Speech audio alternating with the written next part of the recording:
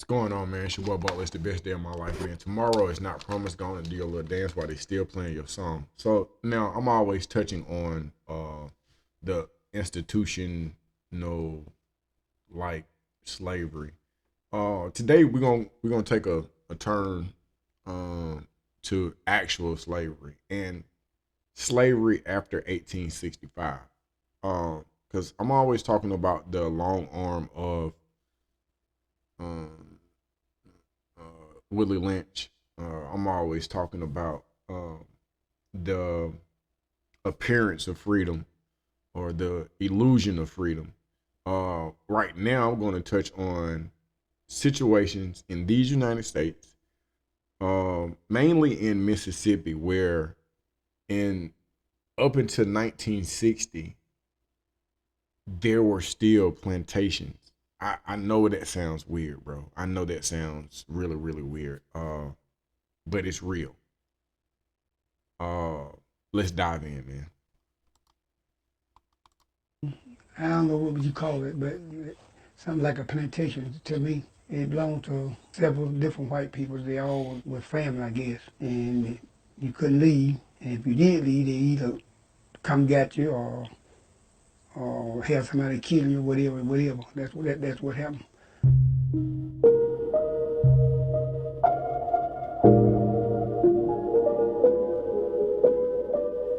What they do to your mother?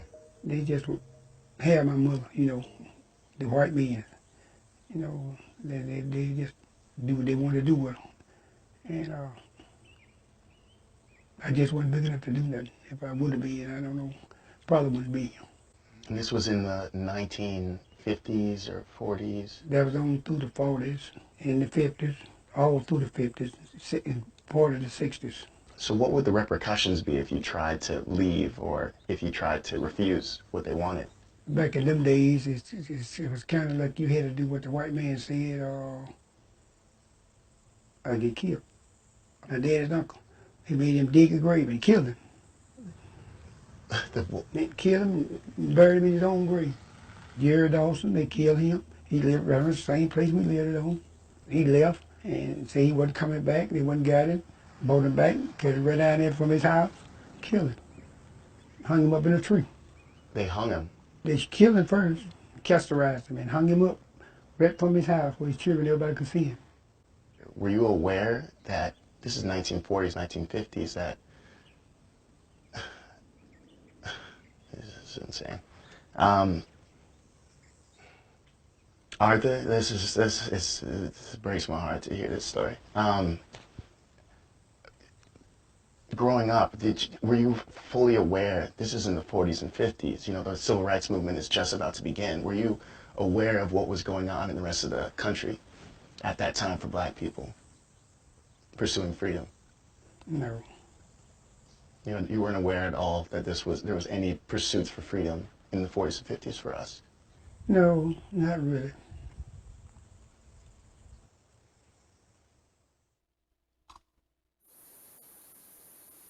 Mississippi is still a very rough place.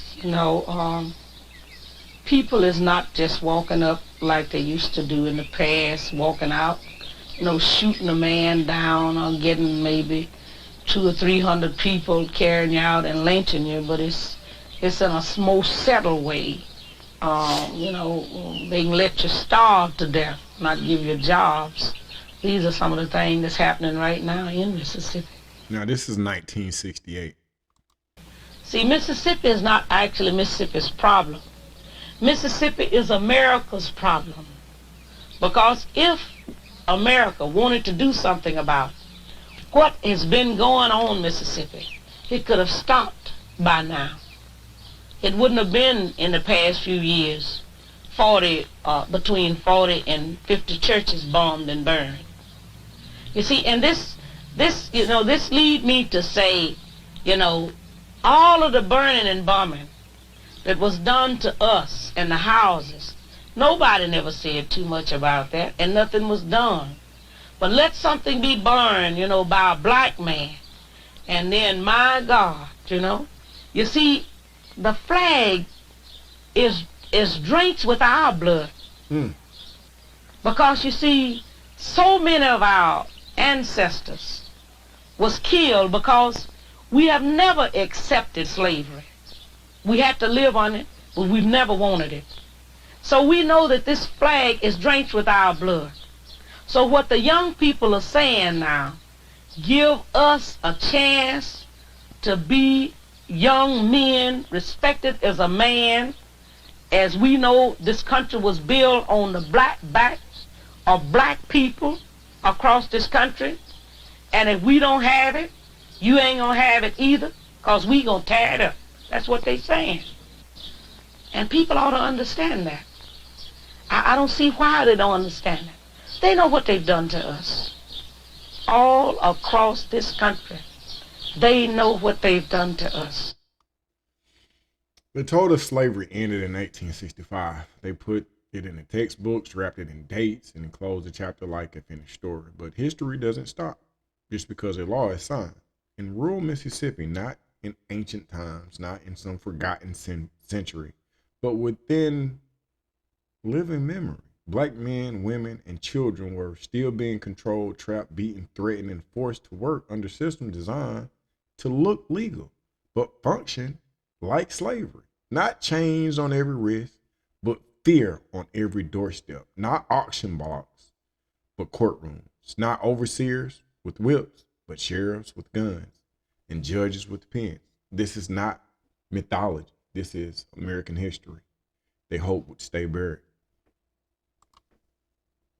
We lived on, I don't know what would you call it, but something like a plantation to me. It belonged to several different white people. They all. Let's see. Barn. Forced to live like animals and with animals. No heat, no electricity. None of the things we commonly take for granted. This is the case of one family, held as slaves up until the 1960s. We found this barn at Grange Hall Road and MS Highway 568 near Vicksburg, Mississippi in July 2009. This is the true life story of former slave May Louise Miller. Well, you know, I came from a very poor family, and we was in slavery. We didn't have food, clothes, shoes. We really didn't have much of nothing. And the clothes we had was a cocoa sack. Each one of us had a cocoa sack with 3 holes cut in it, and that was your clothes. Your shirt, pants, and underclothes, or whatever you want to call a dress. We had no shoes. We had to kill what we eat. We didn't have a stove. We really didn't even have a house. We lived, laid on the grass, on the dirt. The hay was our bed, and we covered with the hay was our cover. We laid with snakes.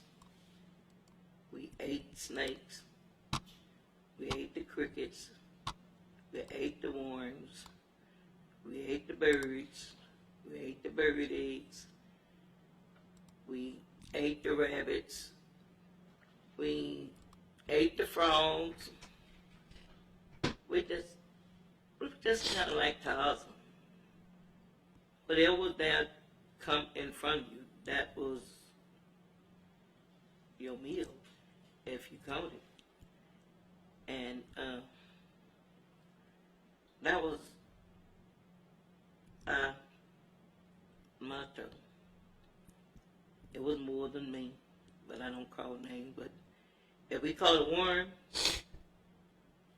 each one of us took a bite of that worm. If we caught a cricket, although you think a cricket is dope, but we broke it into pieces that each one of us could have a piece of that cricket. If we caught a fish that done washed on the bank side, whatever, when we bit it, everybody took a bite.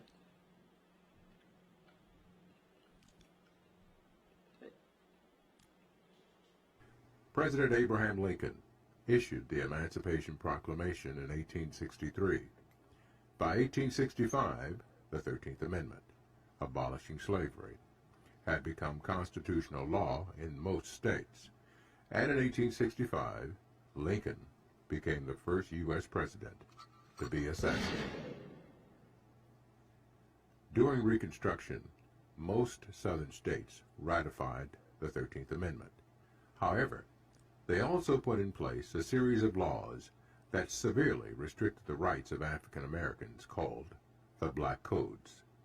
Mississippi was the first state to institute the Black Codes, and its legislators didn't ratify the 13th Amendment until March 16, 1995. Johnny Thomas is mayor of Glendora, Mississippi. Thomas also grew up in slavery. Everybody else was in charge of you. That was a big part of me looking at how we had to go to the owners to get anything. They had their own plantation store. That's where we had to eat from. That's where my mom was always in debt. We never had anything. You know, growing up, that was tough time. Now, what were you telling me about this area? Oh, well, I was just talking about this being a plantation type of community, and pretty much in the shape that it's in, because individuals hope that it went back to the cotton field as such.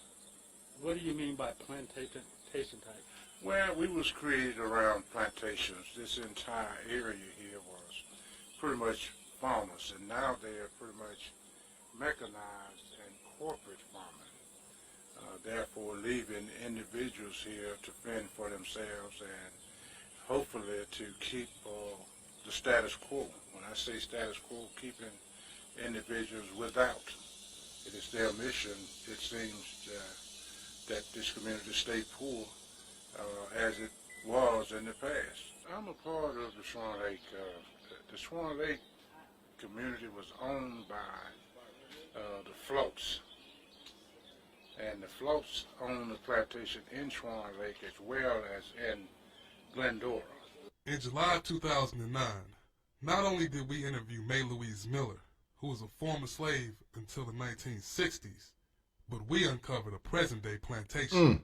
We're concealing the identities of those living on this plantation to protect them from any repercussions. If you had housing in the city, would you move? Where you would pay like $70 a month? Well, as long as it's around where I stay at, yeah, I can do that.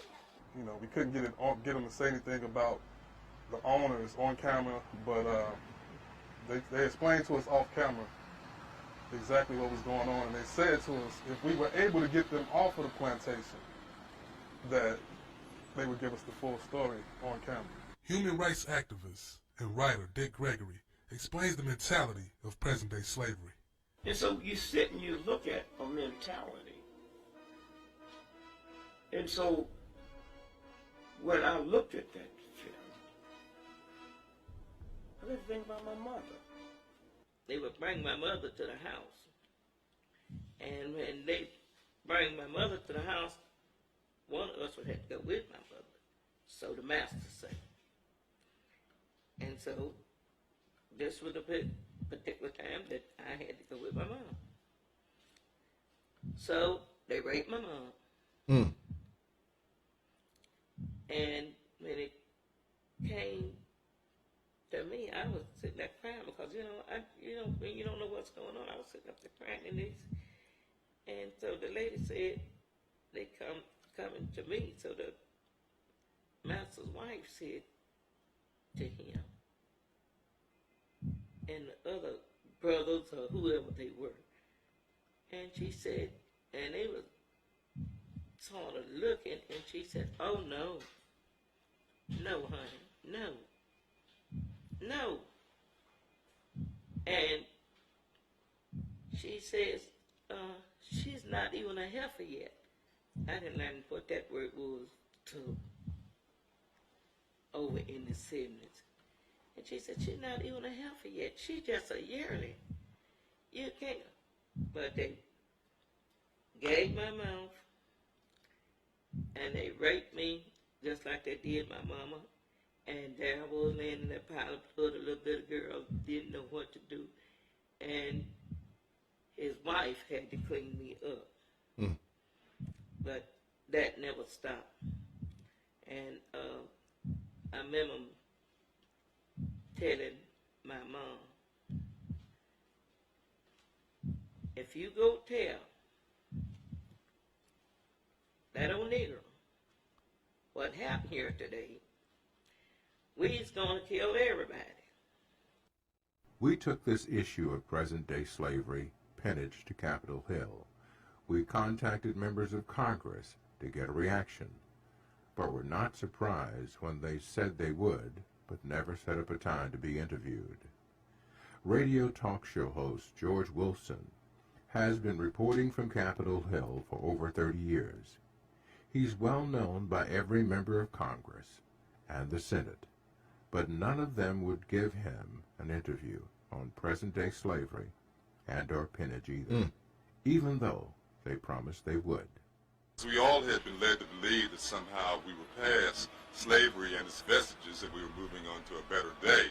Well, seeing the footage that I saw and realizing that many of my brothers and sisters are living in not only abject poverty, but all the vestiges of slavery, it was saddening, to say the least. And it really tells me that here on Capitol Hill, we have to have lawmakers talking about this very subject. This is not something that's going away anytime soon, and this matter needs to be addressed at the highest levels of the government. Why do you think it haven't been addressed? Because as you saw, there are documents already at the Justice Department. What's going on? Well, it would take some, what the lawmakers like to call heat from the streets. And I think there has to be an outcry among people to say, look, this is still going on. I have relatives who are living this way, or I know of situations like this, and we have to have hearings here on Capitol Hill about it. So I think it starts out with lawmakers knowing. And I was looking at Glendora, Mississippi, and I'm almost certain that that's in Congressman Benny Thompson's district. Anytime you're talking about the Delta, you're talking about Benny Thompson. So when I see him today, I'm going to be sure to mention to him about what's happening in this district, ask him if he knows about it, and ask him if he intends to take the next step and see to it that we have congressional hearings about the condition that men, women, and children are currently existing in. We laid it on, I don't know what would you.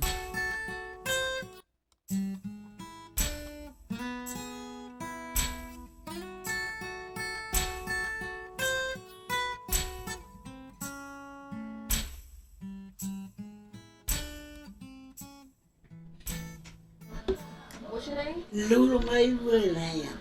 Miss Lula Mae, how old are you? 84. 85 now. I have but. Okay, so before we get off in this, this is what I do want to say. What slavery looked like after emancipation? Slavery didn't disappear; it simply adapted. It became sharecropping, and we gonna get to that. It became convict leasing, vagrancy laws, forced labor under threat of arrest, violence enforced by law enforcement and mobs. In Mississippi, freedom often meant this choice: work the land or starve, stay silent or disappear. Black families were told that they owed money for tools, seed, housing, debts designed never to be paid off. Trying to leave could get you arrested. Complaining could get you beaten. Running could get you killed. Let's dive in. Last month. Yeah, 85 went to the beast. You know all my children. Wait a minute. Did they have a birthday party for you at the new This is the lady who the birthday party was for. I heard about the party. And you picked cotton? Tell me about that. Girl, I'm just like I come up picking from a child on up and there I got about 68 or 69. That's when you stopped picking cotton? What was those days like? Ooh, we go hard to me. Hard for you? Oh, yeah. Cause I had these children, now they're my grandbaby, you know. I got, let me see, Mary, Boiler, Virginia, Burmaine, and Maine. Now all these are here. They ain't left for me. They come I didn't want to leave, but they wanted to give me a house in Clarksdale. I didn't give them. All my children, all my grandchildren. I got about 100 grandchildren. 100 grandchildren. You the oldest one in this England door? Uh-huh. I was told that. Tell me, you said you pick about 200-300 pounds. How dare. You outbeat everybody? Mm-hmm. Couldn't nobody beat me. Who did you pick cotton for? Miss Smith. You was on her place? Up over there across the river then. And the upper thing over there on the place. You know. These are plantations? Uh-huh. They got a plantation over there, and I left from over there. Moved to Glendower, down there. I left Glendower. I come to my daughter's house. And that's where I've been. What was life like on that plantation? Good, nothing but wet, picking cotton, chopping cotton. Could you read or write? I didn't write. I didn't see the little right. I can't see it good now. But I can write. You can write? Mm-hmm. What time did your day start in the morning time picking cotton? Go out and see it picking cotton. Or want to get that soon. Or go by becoming day. There you couldn't leave. You didn't have no life. Or be out there in that field. Could nobody beat me though. Ooh, be a fearful. And that white man told us out there in that field. So y'all may come out here 4 days. But the damn woman that came down out here and beat her. And that was you? Get sometimes 390, 400. Could nobody beat me. I go to 400 before they beat me. Nobody could beat you? Couldn't nobody. Nobody could beat you picking cotton? Nuh-uh. They put up the money and they couldn't beat me. They was betting on you? No, that white man a bet then. Say, can't nobody beat little me.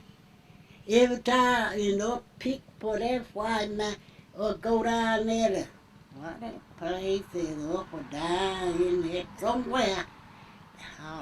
Down there picking cotton. And couldn't nobody beat me. That white man tell him, say, yeah, come there, walking jack. Say, y'all better get him. Cause wasn't nobody gonna beat me. Miss Lula Mae, was your grandmother a slave? Yeah, and daddy did. My mom and daddy died well. I just me, my old brother and sister that stay with us auntie and leave and go to the other auntie. And then I got a house. And then all of us stayed together till it went to man getting out. My oldest daughter. No, yeah. Sister girl ain't the oldest. She the oldest, that's my daughter. She the oldest. Cause she old with my other daughter. And old with my other 2 daughters. Was your children born on the plantation? Mm-hmm. On that white man place up picking cotton. Did you ever see anybody ever get beat for not picking cotton? No, they didn't get beat. Daddy used to whoop them up because they didn't act like they want to keep up with picking cotton. Because nobody wasn't going to beat me no how, and I just blow by and let them catch up, and then I leave. You feel that cotton sack? Yeah, put 100 and something in it. That car I told him, I ain't working no more. Y'all just get out there and work for yourself. Well, tell me this. What was that shack like? The house that you lived in? Could you tell us about that? What house was staying The in? one. Yeah, he was white man high, and he moved up on a white man place, but that meant that was a, what they call that man, he was white too. But up on this main place, he moved and that white man told us to take that big house. It was a good house, though. Did you ever have enough food to eat? Yeah, 'cause I was for working and dad and mama, they tell us, we gonna go make groceries, go on to the field and pick cotton, they go make groceries, come back and come on out in the field. Now let's go back to your grandmother. Did your grandmother ever talk to you about slavery? She did. What did she say? Girl, I don't know for children when she was telling us that people used to get all the people and have them slave out there working and wasn't getting much, no way. They went off for working. But they paid her for picking cotton, though. They paid you? They paid, 'cause you gonna go over that 200 or 300, and they gonna pay you. But it was hard coming up, though. It was hard. Okay, now tell me what that means. Tell me how, when you say hard, what does that mean? What was it like? Daddy, see, mom and daddy, they were working. You know, children, she had been about 13 or 14. And the oldest one, you know, would go to field and they give them a little sight. They couldn't pull it in long. And they help dad and mama go out there and pick cotton and put in these sacks. And it was hard though, so y'all better pick on. Or got to have some money to buy some groceries. That's what he told you? Told all what's in there. You know? So for those of us who don't understand what sharecropping is, it was just slavery up under another name. Sharecropping was sold as opportunity, but in reality, it was economic imprisonment. Landowners controlled the land, the books, the prices, the law, the sheriff. Black farmers were routinely told at the end of the year, you still owe me, you can't leave, you can't vote, you can't speak, you can't escape. By the 1950s and 60s, entire counties in Mississippi still function like plantations with paperwork. I'm gonna finish up with her, and then we're gonna go to a brother who about has a similar story. Or children, and also pick every day. Pick. And when the guy dead old boy, he.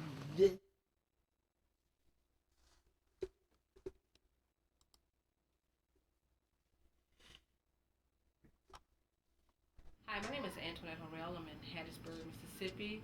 We're here talking to a gentleman who's going to share his life as a former sharecropper. So we just want to turn that camera to him and let him tell us what he knows. Sir, would you please state your name for me? Oh, my name is Odell McNeil. And how old are you, Mr. McNeil? I'm 71 years old. You and I was talking about sharecropping. I heard you say earlier to your niece that you all had to slip away and come down here. Where did you steal away from? From Lauderdale County, Lauderdale, Mississippi. Mm-hmm. And why did you have to steal away through the night? Was it through the night? It was at night we moved out here from Lauderdale County down on another sharecropping place. Why did you slip away? Because my daddy, he wanted to leave with him up there, and he thought he'd make more money down here. And so, but the man fooled us down here. It was the same thing after we got out here. Was that a common thing for people to steal away and slip away during the night? Yeah. and people was tricked. Was that common for people to be tricked into other plantations? Yeah, it was common. They tricked them. Just, they'll tell you, you come down here and I'll build you a house down here and you'll be better off. We'll give you more money. And so that's what my dad did. So he brought us down here at night. We had to come to sit off. Could your dad read and write? But we couldn't read and write. What about your mother? My mother, she could do just a little bit. And when y'all stole away through the night and you came back onto another plantation, what did you do on that plantation? Well, we just come down and did the same thing we was doing up there. And what was that? It's farming, just picking cotton, chopping cotton, and raising beans and peas and okra and watermelons and corn and cotton and all that. What year are we talking about? We're talking about back in back in 1949 or 50. What do you remember most about being on those plantations? Was there other people? Well, yeah, there was people, just as minded fruit people, black people was around, but whatever they was on, they was sitting on the white man farm, and he was just, they were just used to give us enough to eat off of, just enough to feed us, and just to get us a little school clothes, and that's all. Our school clothes and a little fruit, Christmas time, that was it.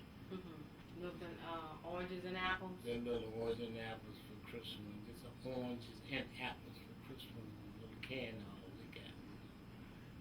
Because I saw that was a tradition when I came up as a child. During the Christmas holidays, the church or the people would give you an apple, orange, and peppermint. Right. Is that where that come from? That's where that come from, right. Wow, we be doing things I don't even know where it come from. Huh? That's right.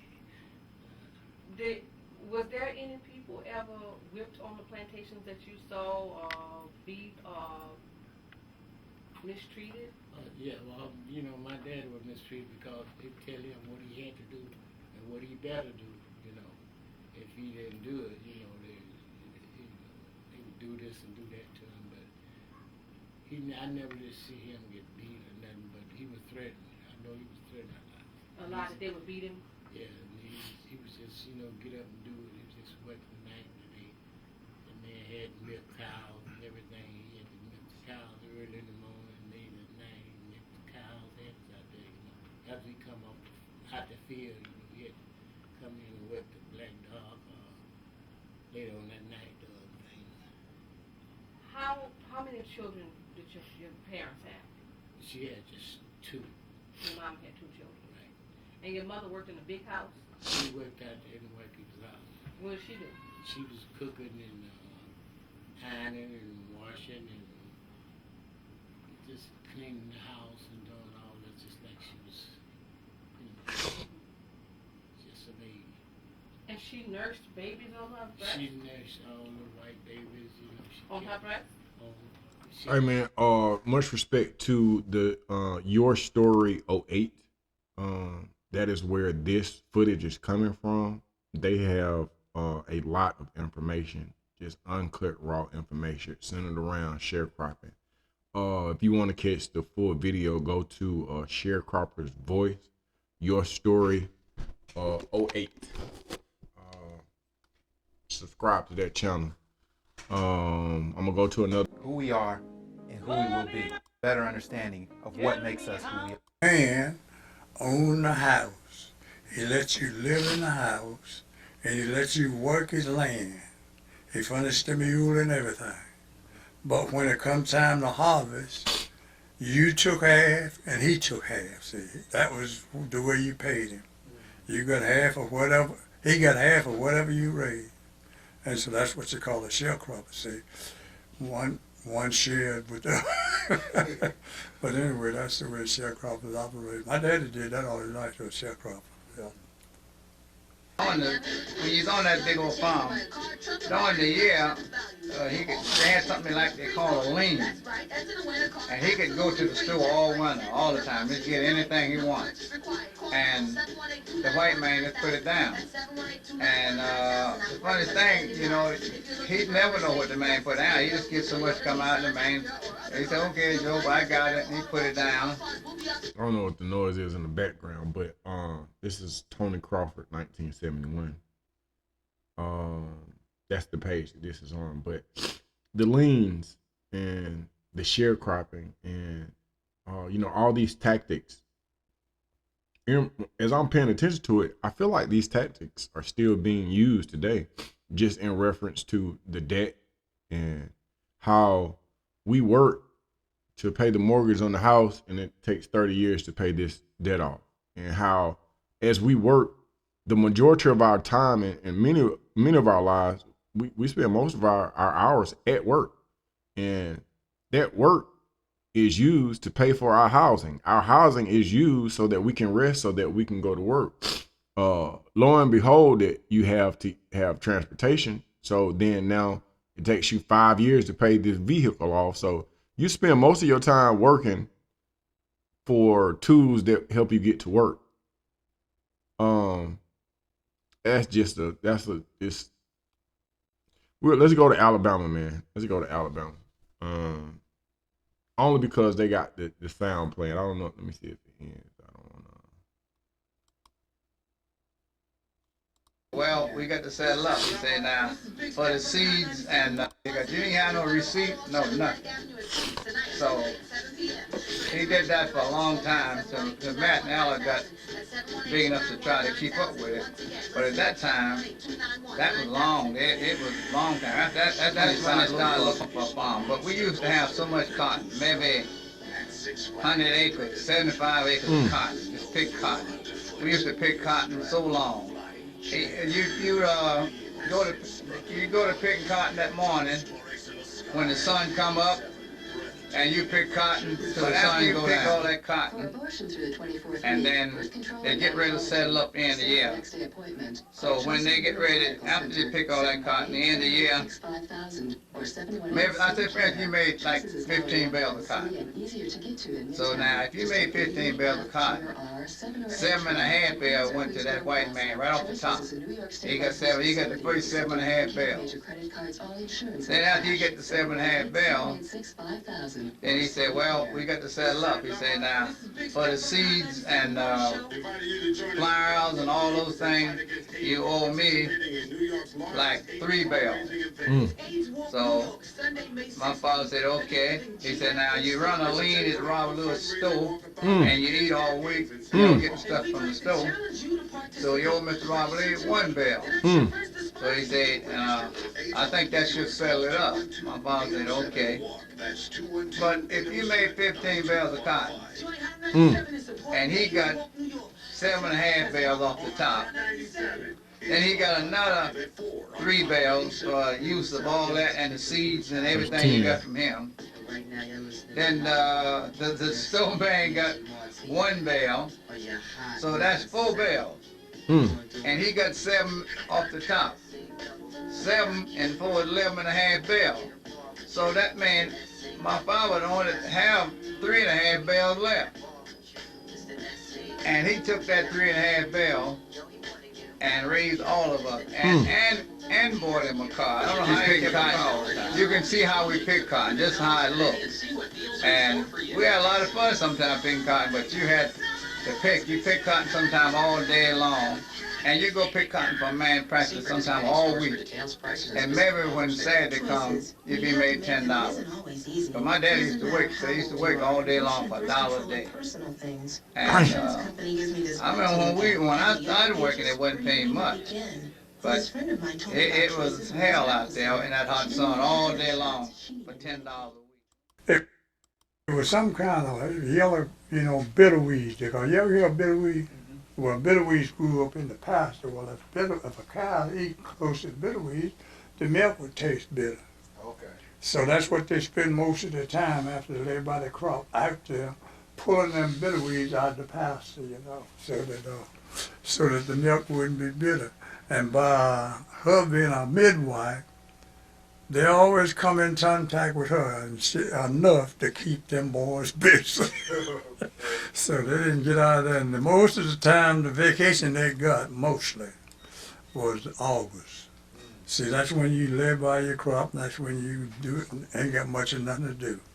So the month of August, they walked from Sinai School all the way to Liberty Hill, or they went to meetings all the time. Okay, which is probably, and that's why revivals is in August now? Yeah, that's why they're in August now. Yeah, that's exactly why they're in August, because that was the spare time between planting and harvest. Okay. See, after you plant it, you got to keep it work to keep the grass out of it. And they tried to finish that by July 4th. And then after July 4th, then that's when they start, you know, the men start finding little jobs.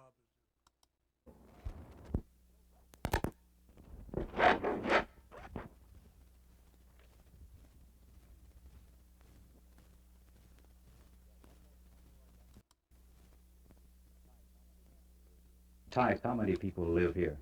It's 11 people. How many adults and how many children? Well, it's 7 children. I mean, and it's 3. Well, most of it's grown here now. I don't. You mean there's the grandchildrens and no? How many over 18 and how many under 18? Well, it's 5 over 18, and it's 7 under 18. How much land goes with this house, Miss Tice? It's 60 acres. And how much of it do you have planted? 40 acres. 40 acres. What's happening to the other 20 acres? Well, as the man that plows for us, he's taking some of it. Mr. Payton Langford. What kind of crops do you have on this land? Oh, we have corn and cotton, most of the acres. And then we have gardens. Then we planted cucumbers this year. How much rent do you pay to Mrs. Lyndon Johnson for this house and the use of the 60 acres of land? Well, we pays 1/4 out of every bale of cotton. We pays 1/4. 1/4. How much would that amount to over a period of a month?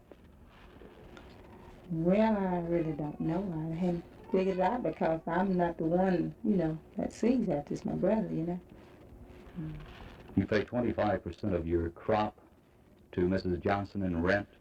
Yes, sir. Well, that's right. Yes, sir. What about the crops other than cotton? Do you have to give her any of that money? No, sir. No, sir.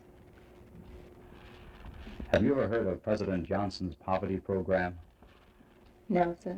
Well, you mean what you mean It's a program the president is trying to get passed by Congress to increase, he says, the standard of living of the poor people of this country. What do you think this... Let me say this, man. The myth of a long time ago, when people say that was a long time ago, understand this. 1960 is within living memory. Grandparents lived in the 60s. I was born in 77. Parents witnessed it. This isn't ancient history. It's unfinished business, bro. I'm gonna go to maybe one more story, but you guys get the gist of, what is going on. This sharecropping, this is wild, man. This is crazy. From the late 19th century to the mid-20th century, a work system called sharecropping was practiced in the Deep South. Landowners would employ individuals and families, either... Look, man, I'm gonna conclude, man. This, because I gotta say this.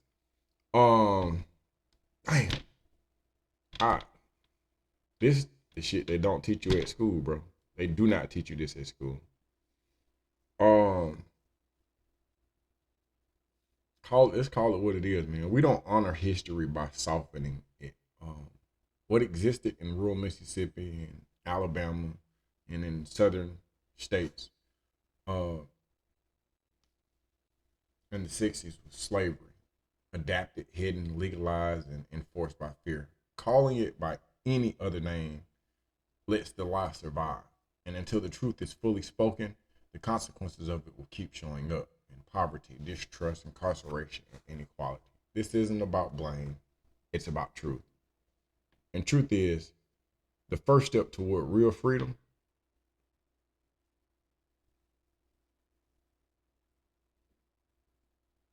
I'm in awe. I'm in awe because I gotta dive deeper off into the tactics. Because those tactics are still being used.